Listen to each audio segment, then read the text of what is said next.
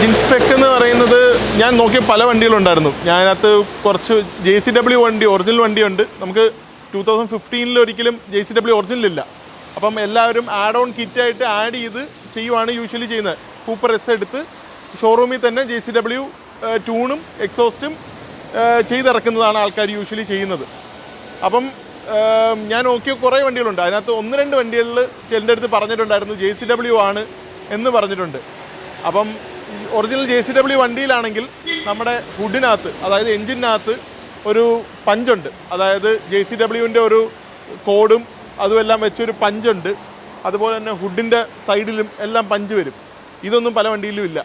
എല്ലാവരും മിക്കതും ഈ പറഞ്ഞ ചിലപ്പം ആഫ്റ്റർ മാർക്കറ്റ് എക്സോസ്റ്റ് ചെയ്തവരുണ്ട്. ചിലപ്പം ചില വണ്ടിയിൽ JCW എക്സോസ്റ്റ് തന്നെ ചിലത് യൂസ്ഡ് എല്ലാം കിട്ടി അങ്ങനെ ചെയ്ത് വയ്ക്കുന്നവരുണ്ട്.